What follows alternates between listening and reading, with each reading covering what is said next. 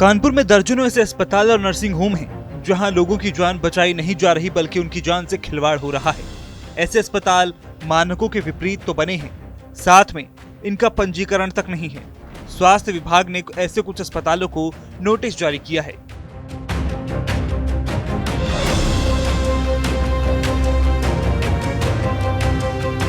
कानपुर के कल्याणपुर क्षेत्र में मरीजों का कल्याण नहीं बल्कि उनकी जान के साथ खिलवाड़ हो रहा है। यहाँ दर्जनों ऐसे अस्पताल हैं जिनका पंजीकरण तक नहीं है, उसके बावजूद मरीजों का इलाज कर रहे हैं। हाल ही में ऐसे एक ग्रेस अस्पताल का मामला सामने आया था जहां के डॉक्टर्स पर बच्चा गायब करने का आरोप लगा। जब मामले की जांच हुई तो पता चला कि इस अस्पताल का पंजीकरण तक नहीं है। सिर्फ इतना ही नहीं बल्कि यहाँ ऑपरेशन करने वाली डॉक्टर सरकारी नौकरी में हैं और नियम विरुद्ध प्राइवेट अस्पताल में इलाज करती है। हाँ, अभी कल हमारी टीम कल वहाँ चेक करने के लिए गया, मैं भी साथ में गया था। तो एक्चुअली जो उनका रजिस्ट्रेशन नहीं हुआ है तो उनको हम लोग नोटिस भी देते हैं और उनके यहाँ जो कमियाँ होती हैं उनको दूर करा के अपने करके तभी उनका रजिस्ट्रेशन प्रॉपर जो मानक है, मिनिमम स्टैंडर्ड जो है वो पूरा होना चाहिए जो है। कल की 2-3 कंप्लेंट थी हॉस्पिटल के खिलाफ जो है।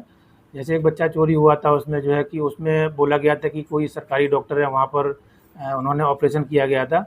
तो मेरी टीम के द्वारा वहाँ पर विजिट की गई है, तो वहाँ के जो रिकॉर्ड्स हैं वहाँ पर वो हमने लिए हैं। वहाँ पर जो बीएसटी वगैरह है और जो एनेस्थेटिस्ट वगैरह आते हैं, किस ने ऑपरेशन किया है, हॉस्पिटल का रजिस्ट्रेशन है भी कि नहीं है। तो प्रथम दृष्टया ये लगा कि उसका हॉस्पिटल का रजिस्ट्रेशन नहीं है, क्योंकि हमने अपने पोर्टल पे देखा उसको रजिस्ट्रेशन नहीं है, ना ही उन्होंने अप्लाई किया हुआ है और पेशेंट कोई नहीं था। लेकिन हमने इस आशय का उनको नोटिस कल इश्यू किया है कि फर्दर ये हॉस्पिटल वगैरह आप रन मत करें, उसको आप बंद ही रखें इसको जो है, और जब रजिस्ट्रेशन इसका हो जाए उसके बाद में प्रॉपर इसको आप रन करें इसको। बाकी जो इंक्वायरी वगैरह होगी उसमें जो है उसमें आपको प्रॉपर सहयोग करना पड़ेगा। स्वास्थ्य विभाग की टीम ने जब जांच की तो पता चला कि इसके अलावा मां अस्पताल, काशी अस्पताल, संगम अस्पताल भी बिना पंजीकरण के मरीजों का इलाज कर रहे हैं।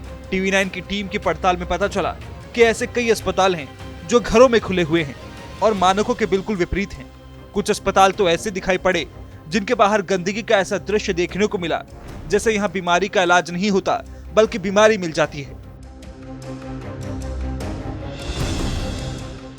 बिना मानकों और पंजीकरण के ऐसे अस्पताल ज्यादातर कल्याणपुर क्षेत्र में हैं। कुछ अस्पतालों ने तो अपने गुर्गे भी पाल रखे हैं। ऐसे ही एक संगम अस्पताल की जांच करते समय अस्पताल के गुर्गों ने टीवी 9 की टीम के साथ उलझने की कोशिश की। बिना पंजीकरण के तो अस्पताल काफ़ी सारे चल ही रहे हैं कानपुर में, लेकिन इसके अलावा जो मानक है उनको भी पूरा नहीं किया जा रहा है।